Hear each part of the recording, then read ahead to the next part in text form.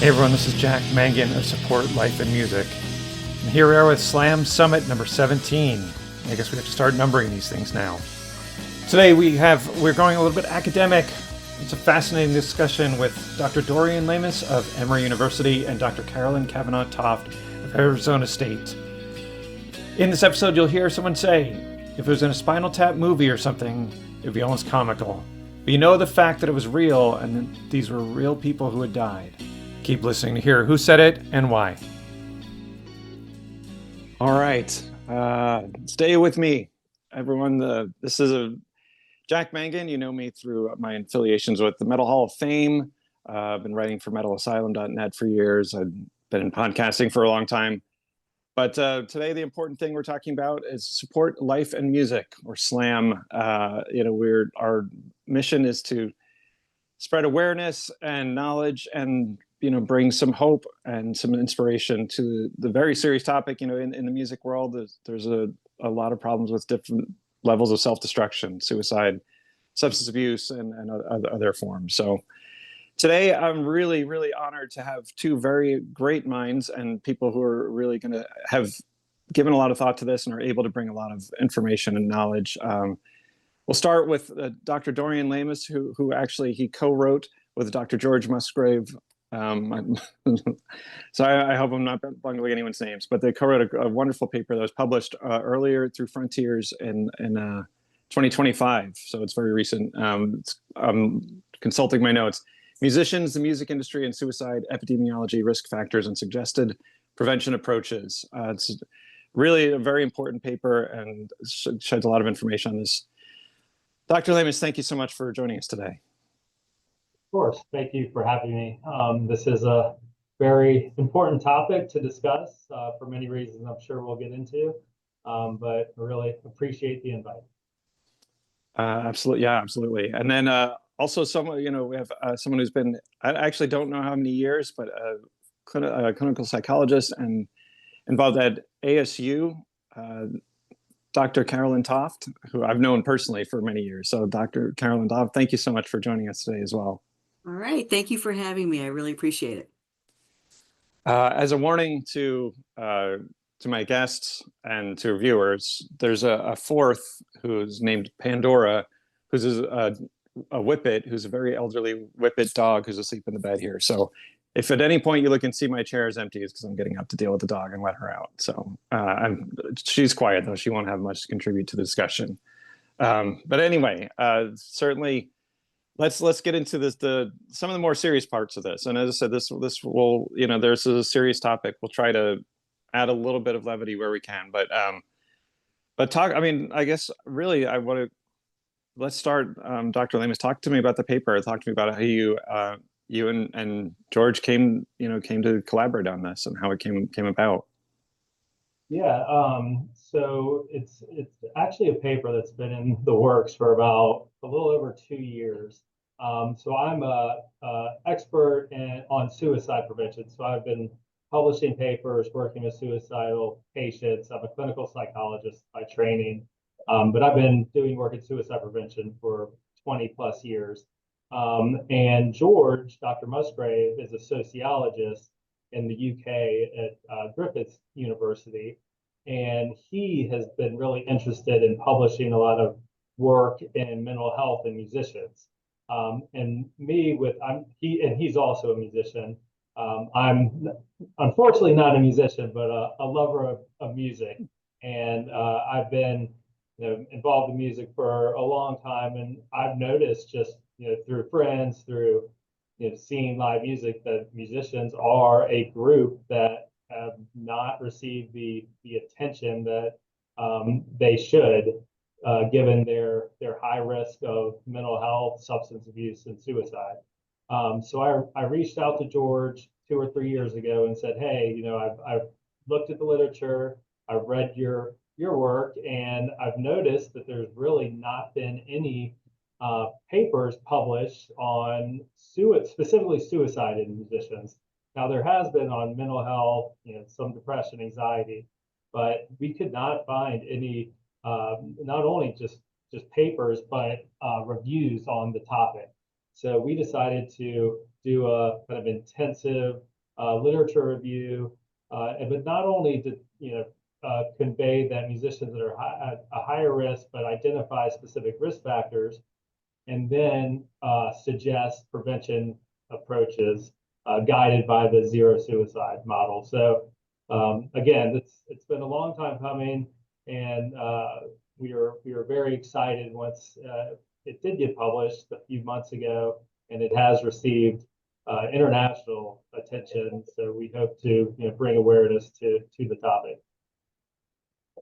Yeah, wonderful. Dr. Toft, I don't know if you had anything you wanted to ask yet, or No, I mean, I think one thing I was going to do is just say, what I really appreciated about, your research is that it really kind of took on the sorry trope that we keep hearing, is that, these are tortured artists, and, they're just at risk because they're tortured souls. And, it's bound to this kind of, which not only either minimizes the risk or minimizes it as an issue, but also I think also plays into this myth of the romanticizing of suicide in this population. And what I really liked is saying that I like the approach you said is, no, there's some general issues that are putting people at risk. Let's put that trope to the side and take a look at what are the issues that maybe there may be some people, but there are systemic issues that we need to be addressing. And I think that was I really appreciated hearing that. Yeah, we really wanted to drive that point home in the paper. That kind of works against what we're trying to do: raise awareness and prevent suicide and improve mental health. So, as we want to get away from that kind of tortured artist excuse or myth, Yeah. and to really bring awareness to the topic. And given that musicians have these unique risk factors like irregular sleep patterns, relationship strain, being away from their families, have a lot of access to substance use and substance abuse problems. There's performance anxiety. It's just so many income instability, career uncertainty, and it's and there's musicians across the spectrum. There's really famous musicians that may not have financial insecurity, or they don't have to worry about health insurance, for example. But then there's this whole level of musicians that are touring small bars and going to college campuses. It's they may not have the financial security, and they're just trying to make it. So that kind of exacerbates some of these risk factors that may have negative influences on their mental health, which could in turn potentially put them at risk for suicide. Yeah, that's wonderful. Yeah, I'm really glad.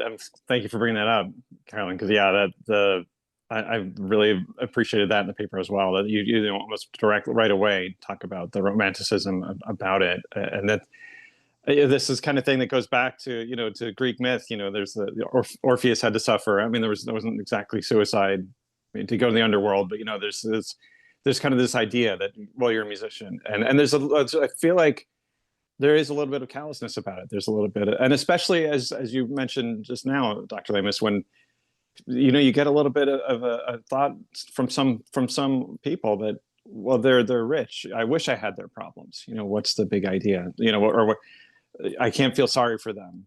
So, I mean, did you run into any of that kind of thing when you were doing the research, or have you encountered any of that, even resistance, since you published the paper?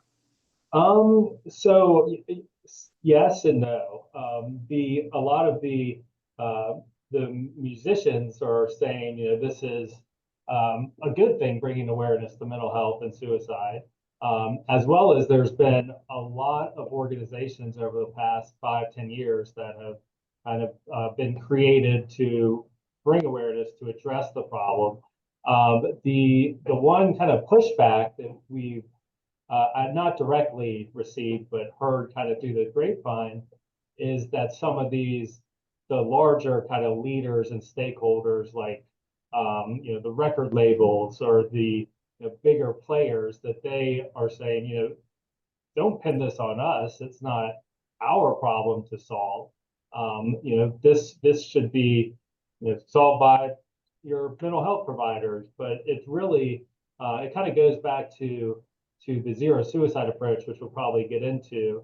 But LEAD is the first component of the 7 components, and LEAD is really getting stakeholder buy-in, getting record labels, getting music organizations to really understand the problem and say, hey, we need to provide resources that we have to address this this problem. So, there have been some larger organizations that are saying, yes, we're not going to take responsibility, but we'll provide some resources and try to work with whoever we can.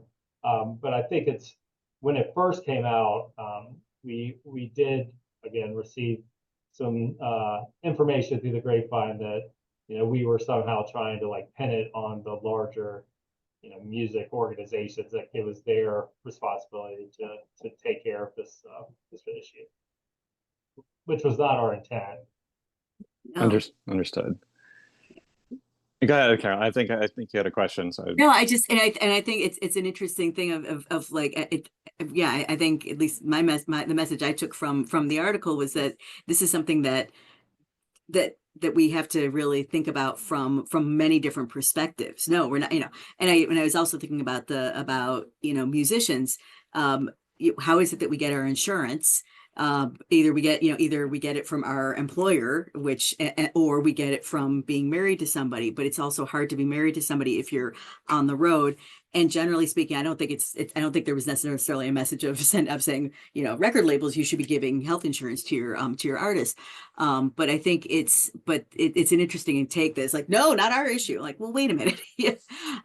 But I appreciate that. It's like, I think this is something that we all have to be really looking at and thinking about from many different perspectives. Exactly. And that really was the take-home point of the article, using the zero suicide framework and all the components. And it's not, well, one organization, one group of people thing. It's a supportive kind of large family that we all need to support: musicians, people working in the music industry, again, from the many different perspectives and evidence-based practices that we can implement. Yeah, oh, wonderful. And yeah, I'm so glad you brought that up, because that's right. One of my most important bullet points for this conversation is definitely the zero suicide. However, let's take just kind of a slight breather for a second. I want to ask a kind of an unrelated question. Let's take a brief detour, because obviously we're talking about musicians. This, and your paper talks about how this does affect other areas of other industries, but since we're talking about music, let's take a quick breather and say, Dr. Lamis, actually, you and I chatted once offline. Talk to us about some of the music that really drives you, some of your favorite. I know you have one obsession, actually, that you confessed to me. So talk to us about some of the music that really moves you, and that you really love. Okay, yeah, I guess I'll disclose that I'm a Phish fan. So I've been seeing Phish for about 30 years, and been to close to 200 Phish concerts, dating back to '95. So I just got back from Hollywood Bowl in LA a couple weeks ago, and that's really something. I work a lot, but I also have try to fit not as much as I used to, but maybe 6 to 8 concerts, Phish concerts in a year. Try to go to New York and for New Year's, and it's just something that really I feel recharged, and it really just brings me a ton of joy to see that band, and it has been for many years. But in addition to the Phish, I like music from the Grateful Dead, not necessarily Dead and Company. I mean, I went to see them at the Sphere last year, which was incredible.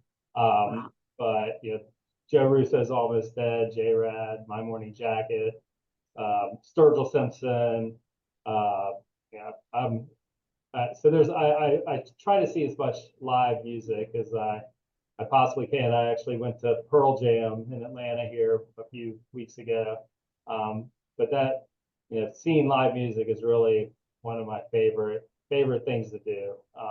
So that's really my passion, which I think is one reason why I kind of got into this topic and wanted to, bridge my two passions, suicide prevention, psychology, mental health, and then music and the appreciation for music. So if I could just do my small part in bringing awareness to musician suicide and getting them the help that they may need, because they bring so much joy in our lives, and we really need to take care of them, given their what they're kind of sacrificing to make music and to travel and to perform.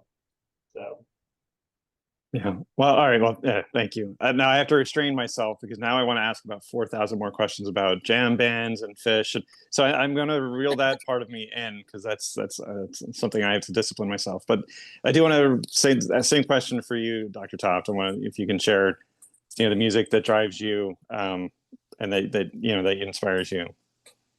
I'm reasonably eclectic. But I think more recently in the last 10 plus years, I've been a big fan of Jonathan Coulton and Paul and Storm, and I've been on the JoCo cruise. I'll give a plug for that.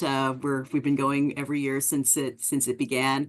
And one of the things I like about just when going to a Jonathan Coulton show is that he works at bringing whoever his opening act is, they always continue to play. And when we go on JoCo, whoever is the different bands that are in usually come in and work together. So it's fun to watch that melding of different styles, different people.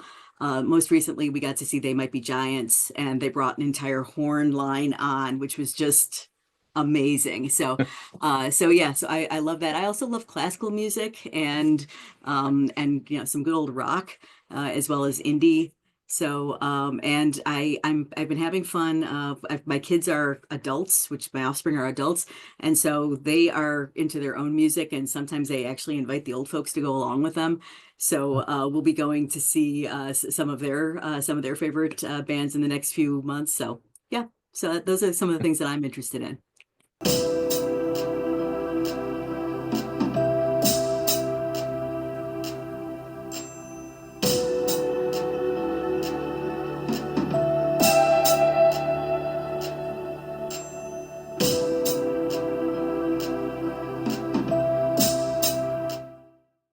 All right. Well, thank you both. Again, I need to reel it in and get back on topic. Yes. So I'll do that. I'll segue saying, yeah, I'm known as the metal guy in some circles, but I'm very, very eclectic myself. I love, in fact, one of the last times I saw Carolyn in person was at the Jonathan Coulton and Amy Mann show. So yeah, I'm that way. So here, let me my clever way to segue this back in. About a year ago, I saw Ministry live, and very famous alternative band who dabbled in industrial music and a lot of goth music, a lot of goth elements to Ministry. At the end of the show, he kind of did a slideshow. There was a screen on behind the stage. He did a slideshow of all the members they'd lost, and it was appalling. If it was in a Spinal Tap movie or something, it would almost be comical. But the fact that it was real, and these were real people who had died. People who'd been involved with the band and in the band who had died of, and pretty much mostly through self-destruction. It is appalling, and it is absolutely, I don't mean this as an unfunny joke, but it's sobering. It's really unfortunate. So let's talk about it. You've mentioned something I really want to talk about as well, Dr. Lamis. So talk to us a little bit what you can about the Zero Suicide Foundation, what the foundations are of the Zero Suicide program. Sure. So the Zero Suicide framework or model has been around for about 15 years. It's been implemented in several settings, one being like outpatient mental health clinics. There was if you're interested, there was a journal article that came out last month in JAMA, the Journal of the American Medical Association, looking at the implementation of the Zero Suicide framework in 5 different mental health, or 6 different mental health clinics in 5 different states. And what they found was before the implementation of the Zero Suicide model, and after, and during the period after it was implemented, suicide rates or suicide attempt rates went down significantly, and 5 out of 6, I believe, of the outpatient clinics. So there's evidence behind the zero suicide framework, and that's just one study. There's been several studies looking at the effectiveness of the zero suicide framework. Getting to the 7 components of the framework, the first I mentioned is LEAD, which is essentially just getting stakeholder buy-in, getting the larger organization, the leaders to buy in to the framework. So this would be like for musicians, record labels, for example. So that's really important because you need to have kind of a top-down model. The second component is train. So really training people to be able to identify others who are at risk and then to refer them. So, for example, gatekeeper training for suicide prevention is evidence-based training to get other musicians, for example, or friends and family to be able to question the person and then identify if they're at risk and then to refer them if they are at risk. So training in these gatekeeper programs. The third component is identify. So this is just identifying the risk factors, the unique risk factors for musicians. So I mentioned several of them earlier. So really teaching people what to look for, specifically in musicians, like while they're on the road. So increased substance use, increased loneliness, relationship problems, financial insecurities, things like that. So who is potentially at risk for suicide. The fourth component is engage. So really engaging musicians. Again, I'm going to talk about specifically musicians, but this could be applied to anyone. So engaging them using evidence-based practice. So the Columbia scale, severity rating scale, CALM, CALM is counseling on the access to lethal means. So being able to talk to musicians who may have access to not only firearms, but prescription medications, other ways that they could hurt themselves, getting those means out of the hands of people who are at risk. Treating is really important. That's the fifth component, and that's teaching or providing trainings to mental health professionals, psychologists, licensed clinicians in evidence-based suicide prevention practices. So there's the counseling there's the dialectical behavioral therapy, which has been shown to decrease suicide in the general population. So it should, and there's a lot of components of it that I think is specifically could be designed for musicians. There's cognitive behavioral therapy for suicide prevention, which again is a treatment that specifically targets suicide risk. And then there's the collaborative assessment and management for suicidality, which is a really strong evidence-based practice that has been shown to reduce suicidal ideation and behavior in not in musicians, unfortunately, because I'll get to that in a second, but in individuals who may be at risk for suicide. So those are 3 examples of evidence-based treatments that are shown to be effective. The 6th component is transition, and this is really important for musicians. It is giving musicians, being able, especially for touring musicians, to be able to follow them while they're on the road, to make sure they have access to their psychiatrist for medication, to a psychologist for therapy, and then also providing warm handoffs if they need them. And like, for example, therapy reminders, just making sure they don't get lost in the shuffle while they're touring from city to city. You really want them to have access to treatment while they're on the road. And then lastly is improve. And this is one that is extremely important because there's uh, very little research on suicide in musicians.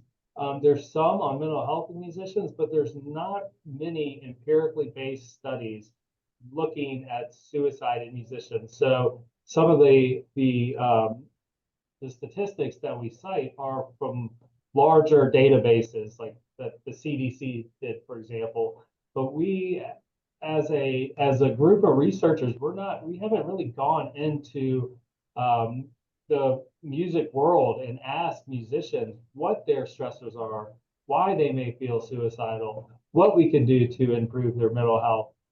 So we really need to learn more through research and funding to get to the answers to some of these questions.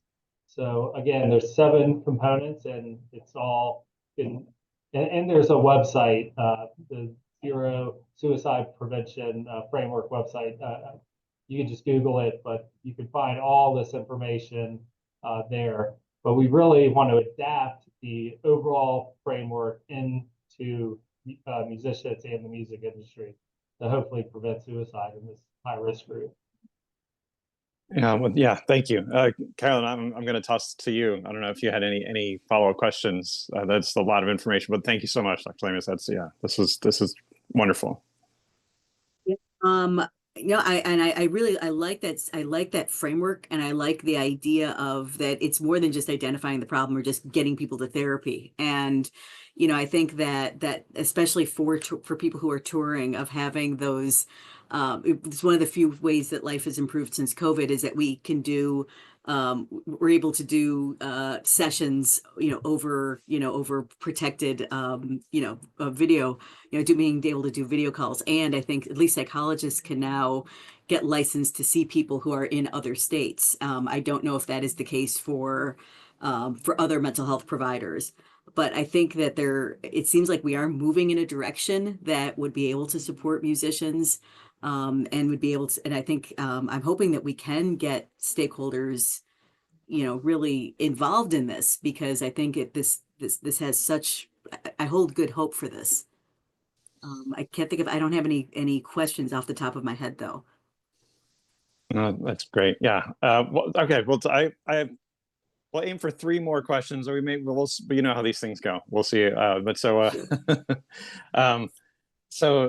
guess my first question is, now I actually spoke recently with someone who does a lot of work with veterans. There's another at-risk group, and I think there has been some attention paid to the needs of veterans and the suicide problem over there, and they're absolutely worthy, 100% in favor of helping veterans who are struggling with this. But now, my question, especially Dr. Lamis, has there been some crossover? Have you found or noticed some crossover in that research, or maybe ways we can borrow technologies and solutions and practices? Yeah, well, to your first point, there's been substantial funding for suicide in veterans, federally and through the states, through the VA. But I do think that, musicians and veterans often share some of the same unique risk factors. Loneliness. So veterans, when they come back from war, they may feel alone. Some of the relationship strain may also kind of be similar with being on tour versus being deployed to another country. So I think there's some of those risk factors. Substance abuse, definitely. Veterans are at a higher risk for substance abuse, as are musicians. So and there's definitely overlap in some risk factors. I think there's a need to help both professions. I think the veterans get veterans should have a lot of resources given to them. They served our country. We definitely need to address their mental health. But it's interesting because it's only really been in the last 10 years that people have said, oh, mental health, or excuse me, musicians we need to pay attention to their mental health, which a lot of this stuff comes with funding and money. And it's not like these large record labels don't have any money. There's resources out there, and I think that some organizations like Backline, which is more national, or Nucci Space, which I'm a part of in Athens, Georgia, they're nonprofits. They're getting some resources, but it's difficult to get as a nonprofit foundation to find money, because you want to give this money to direct services for musicians' mental health. And I think one thing that hasn't been or that may have been overlooked is really into some research or let's evaluate some programs specifically for musicians. And that's one thing that's, I think, been lacking. But hopefully, as we continue to raise awareness, there will be people that come out and start to support musicians' mental health, because it's definitely needed. Although it's gotten much better in the last several years. But sorry, I think I went off on a tangent there. No, this is great. Our musicians. No, I think that was great.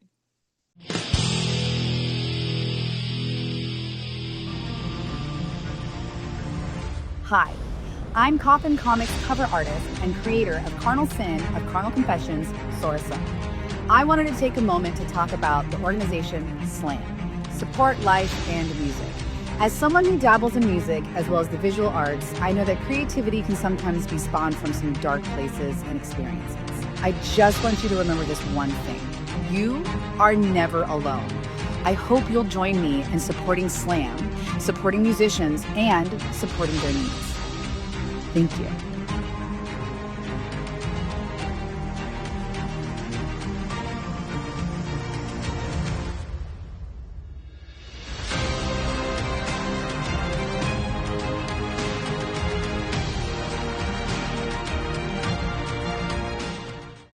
I was going to say, I also have kind of also continuing on a slightly different tangent, is that, I realize I work with folks who do a lot of work in prevention science. And so, I know that there's been work with, for instance, for folks who go in combat, there are certain things we know that put people at risk for developing PTSD, and some risk and some protection factors. So, we might not be able to, change somebody's, genetic predisposition, but we can build in coping skills, and we can help, there's certain things that they can do. So I know that there's been some really good work that's been done in the military, kind of before people are deployed, to help, build up resilience.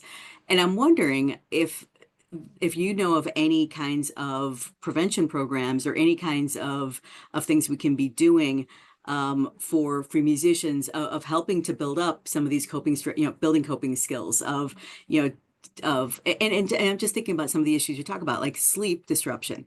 Are there ways that we can have musicians, when they're traveling, space out their concerts, have concerts at particular times, do things that allow for them to have appropriate sleep, help them to build those skills, to make friends, to keep connections, to do things that might help ward off loneliness.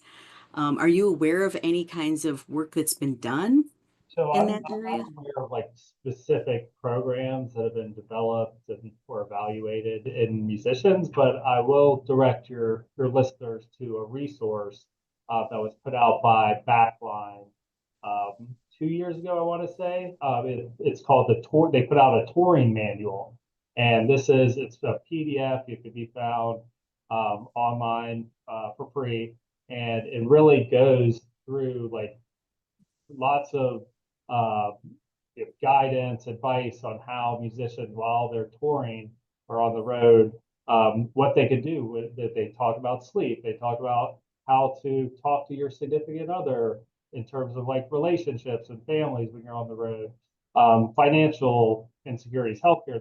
So it's a really good manual that we try to push out to musicians kind of before they go, with things that they can really think about and address while they're performing, whether it's across the country or the world, or regionally or whatever. Just things that they can really think about to address their kind of unique stressors.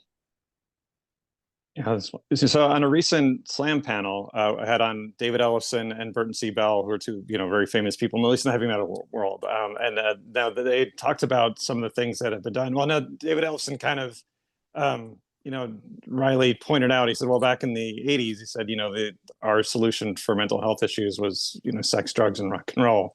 And he said, and then I ended up in rehab. So, what he did say, he pointed out how some bands will have, and he didn't name names really, except for Metallica, because they have a documentary about their mental health kind of breakdown. But he talked about how some bands will have counselors, and then other bands will do things like where they'll have, prior to the show, they'll all get together and say, okay, we're getting together to talk to each other and to kind of check in with each other. How's everything at home? How's your wife? How's your... but now these thinking of what you said earlier, Dr. Lamis, these are things these bands are initiating. And if the bands don't initiate it, or if they lose their discipline to it, it falls apart. So there's not really a discipline or a practice or a program, and there's no one else backing that program. There's not someone from the label calling and saying, are you guys still doing your mental health practices? So I think, I guess this isn't really a question. This is kind of my contribution. That's something I heard from these musicians. But I'll kind of leave that for if you wanted to pick that up and make another comment on that. So I will just briefly say, at some, I keep bringing up Backline, but there's several organizations, not only in the U.S. but in Europe, that Dr. Musgrave is involved in. But like Backline has a table at a lot of the Phish concerts I go to. They also have a QR code that they'll put up like backstage at concerts around the country, and a musician can get that QR code, and it will be connected to a large network of therapists who have expertise working with musicians. So it's really connecting musicians to services, whether that's med management. Most of it is actually is therapy, group therapy, support networks. So get with other musicians through telehealth networks and discuss your your stressors and process things that with musicians that are experiencing similar stressors. So that's one way that I think some of these organizations are going about really connecting musicians and those in the music industry to behavioral health and psychiatric services. Great. That's great. That's great that they're doing that. I'm so impressed. I want to check this out. Well, so I'll try to keep it quick because I'm keeping an eye on our clock here. But my final question, maybe one or two questions. So I'll ask that this is a question for both of you. So, Support Life in Music is only a few months old as an organization, but, we're making a lot of strides in this area. This kind of thing is our first program, but we have other programs lined up, including, trying to do some group therapy sessions as well, some protected, safe group therapy sessions with qualified counselors involved. But I'll put it to both of you really, and I realize I'm asking you to be succinct, which is difficult, but what kind of directions do you both have for S.L.A.M? What do we need to do? Give me some homework and some instructions, some directions, some suggestions. I'll let you go, Dr. Toft. I feel like I've been talking a lot. No, I've really appreciated everything you've had to say. I think I think the issue right now is building more of kind of getting the word out right now. But then also, I think there is a way of, I think it's important for us to think about, I like this idea of musicians that musicians and fans and everybody in the industry, that they're this idea of a family, that they're a unit, maybe not family, but the idea that we all work together. And that part of, and the idea of seeing what's, part of getting people involved is helping them to see what's in it for them. What is in it for me if somehow we're supporting the mental health of the musicians? That makes the musicians more creative. That gives them more resilience. It helps them produce better music, right? And the idea of, when I think about getting this message to help the industry to help out in some way, not to take full responsibility of, I imagine that they have to invest quite a bit of money in finding and keeping and promoting musicians. And if they put a little bit more, put more resources in, they're going to get better return on investment. So I think maybe there's something in the messaging that needs to happen with S.L.A.M. Dr. Lamis? No, I like that a lot, and kind of what I alluded to earlier in terms of, how much joy music brings to everybody. We really need to protect this profession that does so much for us. So I like that kind of concept that you mentioned. So we talked about bringing awareness, but another thing that we haven't really touched on is reducing the stigma in not only mental health, but suicide prevention.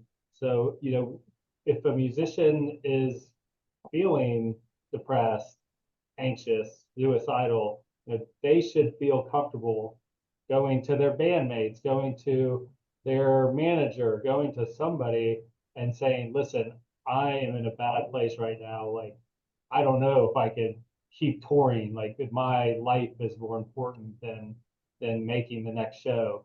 Or, that worst case scenario, but I think just reducing the stigma so musicians feel like empowered, they feel okay, like feeling that it's all right, it's okay not to be okay. That they should have that to feel comfortable with people around them. And once that stigma is reduced, the awareness is brought on, and then the resources are available, I think that's when we're really going to see a change. Wonderful. All right. Well, so I'm going to say thank you both so much. Dr. Dorian Lamis does a wonderful paper. Again, it's available through Frontiers. I encourage everyone to go out and read it, co-written with Dr. George Musgrave. Thank you both. And Dr. Carolyn Toft, thank you both so much for joining us today and giving us some of your time. I will leave us out. I'll ask you guys to kind of take us out, but I'll ask a question to maybe take us out. And you can be as brief as you need to be, as you'd like to be about it. But I'm going to ask, it's a huge question, so take it as you like. What's next? What do we do next? What are you doing next in this space? So George and I, in terms of this particular topic, George and I want to continue working in the area. So this paper was a review paper. It wasn't, we didn't collect data. Our next step is to go and collect data on musicians, again, to really understand their unique stressors, what they want, what we can do to help. So we want to start collecting data and then publishing empirical work on musicians' mental health. So that's where I am in this specific topic. I also do a lot of work in serious mental illness, and for example, I direct a bipolar clinic at the hospital here in Atlanta. So I have other kind of projects going on, but I'm passionate about suicide prevention, but I'm more passionate about music. So I really want to continue this kind of marrying of topics to really uncover what the reasons are that musicians may become suicidal, they become depressed, and then how we can best help. Great, thanks, Dr. Toft. I don't know if you had anything else to add to that. Yeah, I think my work is at ASU as a teaching professor who teaches lots of students and lots of courses in psychological disorders, and I do a fair amount of work in mental health promotion, and one thing I do a fair amount of work in is helping to minimize the stigma, to erase the stigma, to help students become more aware of what the resources are. One thing that ASU is doing a really nice job on is raising awareness of suicide and actually training lay people in talking to people and talking to people who they suspect might be at risk for suicide and getting them to resources and getting them to the resources they need. So we're trying to get as many people trained in an empirically based approach. And so wanting to do more of that, I think that we need to get more.